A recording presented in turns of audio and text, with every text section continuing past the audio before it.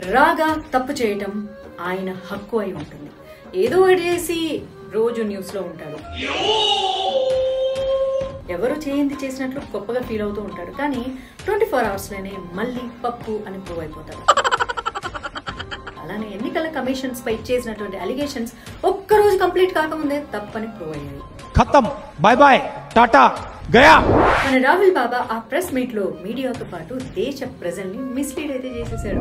Fake oats ని BJP ఎలా create చేసిందో చెప్పుకొచ్చాడు మన రాగా. ఉత్తరప్రదేశ్, మహారాష్ట్ర, కర్ణాటకలో ఆదిత్య శ్రీవాస్తవకి ఓటర్ ఐడి ఉందని, 3 ప్లేసుల్లో కూడా శ్రీవాస్తవ ఓటు వేశాడని రాహుల్ గాంధీ అలిగేషన్ చేశారు. వాళ్ళందరూ బీజేపీకే ఓటేశారని గ్యారంటీ ఏంటి? మరి ఇప్పుడు ఎన్నో ఓట్లు వచ్చి, ఫర్ ఎగ్జాంపుల్ కాంగ్రెస్ కి దాదాపు 80,000 ఓట్లు వచ్చినాయి, బీజేపీ వాళ్ళకి 1,00,000 ఓట్లు వచ్చినాయి. ఆ 80,000 ఓట్లలో ఈ దొంగ ఓట్లు ఉండకూడదని గ్యారంటీ ఏంటి? దీని తర్వాత ఓ ఫ్యామిలీ ఓటర్ ఐడి కార్డులను చూపించి ఇవన్నీ ఫేక్ ఐడీలని చెప్పుకొచ్చారు. కానీ ఆ కుటుంబం మీడియా ముందుకు వచ్చి తమ వ్యాలిడ్ ఓటర్ ఐడీలని చెప్పారు. ఎలక్షన్ కమిషన్ సైతం వారివి ఫేక్ ఐడీలు కావని చెప్పేసింది. సో రాహుల్ బాబా ఇవన్నీ ముందే చూసుకోవాలి కదా. ఈ పార్ట్ మీరు సరిగా ప్లానింగ్ చేసుకోలేదా? బిగినర్స్ మిస్టేక్స్ ఇవన్నీ మళ్ళీ పప్పని ఎందుకు ప్రూవ్ అవుతావు? ఒకరిని చీటింగ్ చేస్తున్నాం అంటే ఎట్లుండాలా? బనీన్ కి తెలియకుండా డ్రైయర్ లాగేయాలా? రాగా తప్పు చేయటం ఆయన హక్కు అయి ఉంటుంది. ఏదో ఒకటి చేసి రోజు న్యూస్ లో ఉంటాడు.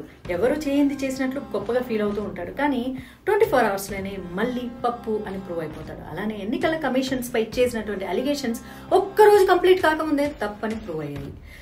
రాగా అనుకుంటే ఆయన టీం కూడా అలానే ఉంటుంది. అసలు ఈ రాహుల్ గాంధీ ఏం చెప్పాడు, ఆయన చేసిన అలిగేషన్స్ ఏంటి ఒక్కసారి అయితే చూద్దాం. ఈ బెంగళూరు సెంట్రల్ లోక్సభపై కేస్ స్టడీ చేశారనమాట. బెంగళూరు సెంట్రల్ లోక్సభలో 8 అసెంబ్లీ నియోజకవర్గాలు ఉన్నాయి. అయితే మన రాహుల్ బాబా ఆ ప్రెస్ మీట్ లో మీడియాతో పాటు దేశ ప్రజల్ని మిస్లీడ్ అయితే చేసేసాడు. 8 అసెంబ్లీ నియోజకవర్గాల్లో 7 చోట్ల కాంగ్రెస్ గెలిస్తే ఒక్క దగ్గర బీజేపీ గెలిచిందని, అయినా కూడా లోక్సభ ఎంపీగా బీజేపీ గెలిచిందని చెప్పారు. వాళ్ళ గవర్నమెంట్ ఉన్న కర్ణాటక విషయంలోనే ఆయన ప్రజల్ని మిస్లీడ్ చేశారు. 8 నియోజకవర్గాల్లో 4 బీజేపీ గెలిస్తే 4 కాంగ్రెస్ గెలిచింది. మరి లోక్సభ ఎంపీగా బీజేపీ గెలవడంలో తప్పేముంది? 2 పార్టీలు 4 చోట్ల గెలిస్తే 2 ఎంపీగా గెలిచే అవకాశం ఉంటుంది. కానీ బీజేపీకి ఇక్కడ 2 పాయింట్స్ అయితే ఫేవర్ చేస్తాయి. ఒకటి మోడీ మానియా అయితే, రెండోది వచ్చేసి కర్ణాటకలో కాంగ్రెస్ పార్టీ పైన ఉన్న వ్యతిరేకత. ఈ చిన్న విషయాన్ని మన రాహుల్ బాబా ఎట్లా మర్చిపోయాడంటారు? మరి మీరే చెప్పాలి. సరే, ఇదంతా అయిపోయాక ఫేక్ ఓట్స్ ని బీజేపీ ఎలా క్రియేట్ చేసిందో చెప్పుకొచ్చాడు మన రాగా. సో ఆదిత్య శ్రీవాస్తవ అనే వ్యక్తిని ఎగ్జాంపుల్ గా తీసుకున్నాడు. ఉత్తరప్రదేశ్, మహారాష్ట్ర, కర్ణాటకలో ఆదిత్య శ్రీవాస్తవకి ఓటర్ ఐడి ఉందని, 3 ప్లేసుల్లో కూడా శ్రీవాస్తవ ఓటు వేశాడని రాహుల్ గాంధీ అలిగేషన్ చేశాడు. ఆదిత్య శ్రీవాస్తవకి 3 రాష్ట్రాల్లో ఓట్లున్నాయి, అది తప్పే అనుకుందాం. అయితే ఆదిత్య శ్రీవాస్తవ బీజేపీకి ఓటు వేశాడని ఏం గ్యారంటీ ఉందబ్బా? ఆయన వచ్చి నీకేమన్నా చెప్పిండా? లేకపోతే నువ్వు వెళ్ళి చూసావా? రెండింటిల్లో అసలు ఏ ఒక్కటి జరిగినా అది తప్పే అవుతుంది కదా. ఇక 3 రాష్ట్రాల్లో ఆదిత్య శ్రీవాస్తవ ఓటు వేశాడని ఏమైనా ప్రూఫ్స్ ఉన్నాయా? కొన్ని చోట్ల ట్రంప్, పుతిన్, కిమ్, జెలెన్స్కీ ఫోటోలతో కూడా ఓటర్ ఐడీలు క్రియేట్ అవుతూ ఉంటాయి. అంత మాత్రాన వాళ్ళు వచ్చి ఓటు వేసినట్లు కాదు కదా. సో ఇలాంటివి కాకుండా చూసుకోవాల్సింది బస్తీలో ఉండే ఆఫీసర్లు, స్టేట్ సెంట్రల్ లెవెల్లో ఇలాంటివి జరగవు. వాళ్ళే కదా చూసుకోవాలి. మరి మన రాహుల్ కాక చెప్పినట్లు ఆదిత్య శ్రీవాస్తవ గురించి కొన్ని మీడియా ఛానల్స్ ఎంక్వైరీ చేశాయి. ఆదిత్య శ్రీవాస్తవ 2011లో ఉత్తరప్రదేశ్లో ఉన్నాడు, 2016లో మహారాష్ట్రకు వెళ్ళాడు, ప్రెసెంట్ అతను కర్ణాటకలో ఉంటున్నాడు. కుటుంబాన్ని పోషించడం కోసం యూపీలో పుట్టిన ఆదిత్య శ్రీవాస్తవకి ఇతర రాష్ట్రాలకు వెళ్ళొద్దా?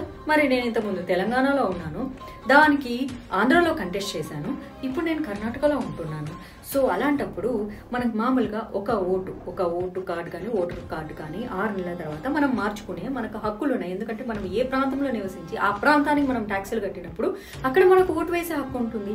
ఇప్పుడు ఇక్కడ ఎలక్షన్ జరిగినాయి అనుకో, ఇప్పుడు బెంగళూరులో నేను ఓటేనా, నా ఓటు హక్కు నేను వినియోగించుకోవాలా లేదా? అట్లా ఉంటుంది.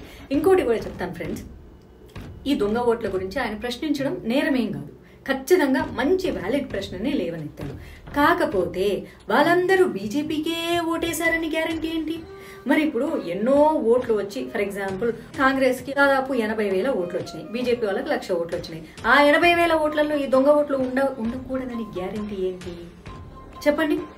అది పాయింట్. సో ఇప్పుడు విషయం ఏంటంటే శ్రీవాస్తవ ఇతర రాష్ట్రాలకు వెళ్ళొద్దా, మరి ఆ రాష్ట్రంలో ఉన్నప్పుడు అక్కడ ఓటర్ ఐడి చేయించుకున్నాడు, పాతవి డిలీట్ చేయాలనే విషయం ఆదిత్య శ్రీవాస్తవకి తెలియదు అనుకుంటా. ఎంతమందికి తెలుసు? అంత మాత్రాన ఆయన పేరుని ప్రెస్ మీట్ లో చెప్పడం అసలు ఎంతవరకు కరెక్ట్? ఆయన పేరు ప్రెస్ మీట్ లో చెప్పే ముందు ఒక్కసారి వెరిఫికేషన్ చేసుకోవాలి కదా రాహుల్ బాబా. అది కనీసం మీ పార్టీ ప్రభుత్వం ఉన్న రాష్ట్రంలోనే కదా ఇప్పుడు ఆదిత్య శ్రీవాస్తవ ఉంది. ఇక్కడ ఇంకో విషయం ఏంటంటే 3 చోట్ల ఓటర్ ఐడి ఉన్నా సరే ఒక్క ప్లేస్ లోనే ఓటు వేసినట్లు ఆదిత్య చెప్పాడు. అతను ఓటర్ ఐడిని ఆన్లైన్ లోనే క్రియేట్ చేసుకున్నాడట. మరి ఇక్కడ బీజేపీ చేసేది ఏముంది? సో రాహుల్ గాంధీ చేసినటువంటి ఈ ఎలిగేషన్ కూడా రాంగ్ అని ప్రూవ్ అయిపోయింది. అట్లే ఉంటది మన రాహుల్ కాకతో. అయితే ఆ తర్వాత రాహుల్ గాంధీ ఒకే అడ్రస్ లో చాలా మంది ఓటర్లు ఉన్నారని చెప్పారు. ఒక అడ్రస్ ని సైతం ఎగ్జాంపుల్ గా తీసుకున్నారు. ఆ అడ్రస్ లో 80 మంది ఓటర్లు ఉంటున్నట్లు చెప్పుకొనిచ్చారు. కానీ రాహుల్ గాంధీ ఆ అడ్రస్ ఎక్కడ ఉంది లాంటి ఎంక్వైరీ చేయకుండా ఎలక్షన్ కమిషన్ పైన అలిగేషన్ వేశాడు. మీడియా ఆ అడ్రస్ కి వెళ్ళింది. అయితే అది రెంటెడ్ హౌస్. చాలా మంది వస్తుంటారు, వెళ్తుంటారు, ఇంట్లో హెల్పర్లు, సెక్యూరిటీ గార్డ్స్ వచ్చే వాళ్ళు ఎక్కువ అక్కడికి. సో వీళ్ళు ఎక్కువగా ఒకే ప్లేస్ లో ఉండరు కాబట్టి వచ్చిన వాళ్ళందరూ ఓటర్ ఐడి క్రియేట్ చేసుకుని ఉండొచ్చు.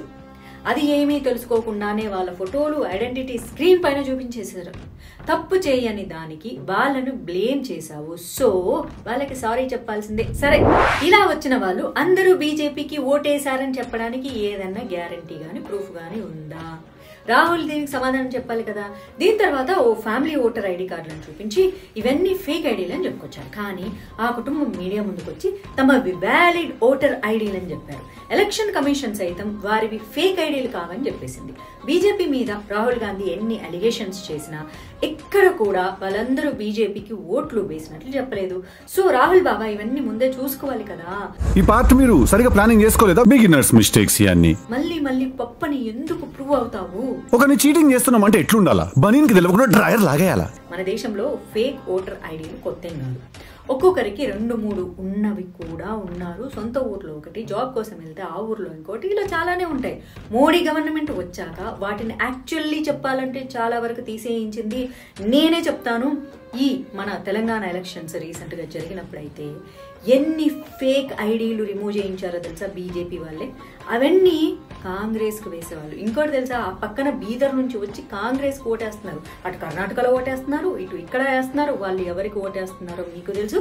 అందులో ఎక్కువ మంది ఇతర మతస్థులే ఉన్నారు. కాబట్టి మీరే అర్థం చేసుకోండి. అయితే ఓటర్ ఐడికి ఆధార్ లింక్ చేద్దామని బీజేపీ చూస్తుంటే డాటా చోరీ అంటూ నానా అల్లర్లు చేశారు. ఇప్పుడేమో ఓటు చోరీ అని వీళ్ళే అంటున్నారు. ప్రెసెంట్ బీహార్ లో కూడా స్పెషల్ ఇంటెన్సివ్ రివిజన్ చేస్తుంటే ఓట్లు ఎలా తీసేస్తారంటూ పార్లమెంట్ లో ర్యాలీలు వీళ్ళే చేస్తారు. ఆధార్ కార్డుకి లింకింగ్ లేదా స్పెషల్ ఇన్సెంటివ్ రివిజన్ లో ఈ రెండింటిని ఏది చేయడం కాంగ్రెస్ కు ఇష్టం లేదు. ఎందుకంటే ఫేక్ ఓటర్ ఐడీలు వాళ్ళే క్రియేట్ చేస్తారు కాబట్టి. సో రాహుల్ కాకా చేసింది ఒక పొలిటికల్ డ్రామాగానే చెప్పాలి. నిజంగా ఫేక్ ఓటర్ ఐడీలు ఉన్నాయి, వీళ్ళందరూ బీజేపీకే ఓటేస్తున్నారు అని చెప్పి ఏడుస్తున్నప్పుడు మరి బీజేపీ ఆధార్ కార్డుకి ఓటర్ కార్డుని లింక్ చేద్దాము అంటే ఎందుకు పార్లమెంట్ లో రచ్చ చేస్తున్నారు? అసలు వీళ్ళు ఏం చేయాలనుకుంటున్నారో వీళ్ళకి ఏదైనా అర్థమవుతుందా? ఫేక్ ఓట్స్ బీజేపీకి పడుతూ ఉంటే బీజేపీ హ్యాపీగా ఉంటుంది, కానీ ఆధార్ కార్డుకి లింక్ ఎందుకు చేద్దామంటది? పోనీ రివిజన్ చేద్దాము అంటే మరి కాంగ్రెస్ వాళ్ళు ఎందుకు రచ్చ చేస్తున్నారు? సో ఇది రాహుల్ కాక పరిస్థితి చూస్తుంటే ఇక నవ్వాలో ఏడవాలో అర్థం కాక ఏడవడం మంచిది కాదు అని చెప్పేసి మనం నవ్వుతున్నాం. ఇంకా దీనిపైన కామెంట్స్ మీరే తెలియచేయండి. ఎస్, ఇట్లాంటి ఫేక్ ఓటర్స్ ఉన్నాయి అని రాహుల్ బాబా చెప్పింది అయితే correct question. Actually opposition party అలా క్వశ్చన్ చెయ్యాలి, కానీ వ్యాలిడ్ ప్రూఫ్తో వచ్చి క్వశ్చన్ చేస్తే బాగుంటుంది. ఇదిగో సో అండ్ సో పీపుల్, వీళ్ళందరినీ మేము పట్టుకున్నాము, వీళ్ళు బీజేపీకి ఓటేశారు అని చెబితే ఖచ్చితంగా అది సొంత బీజేపీ పార్టీ తప్పు చేసినా సరే తల దించుకునే పరిస్థితిని క్రియేట్ చేయగలగాలి ఆపోజిషన్ పార్టీ. ఇది నేను ఒప్పుకుంటాను, కానీ ఏం జరుగుతుంది? జరగట్లేదు. సో దీనిపైన మీ అభిప్రాయం తెలియజేయండి. మీ అభిప్రాయాలు నాకు చాలా చాలా ఇంపార్టెంట్. కామెంట్స్లో రాయండి అండ్ నేను మీ కామెంట్స్ చదువుతూ ఉంటాను. మళ్ళీ ఒక మంచి వీడియోతో మళ్ళీ కలుసుకుంటాను. అంతవరకు నేను సైతం దేశం కోసం. జై హింద్, జై భారత్.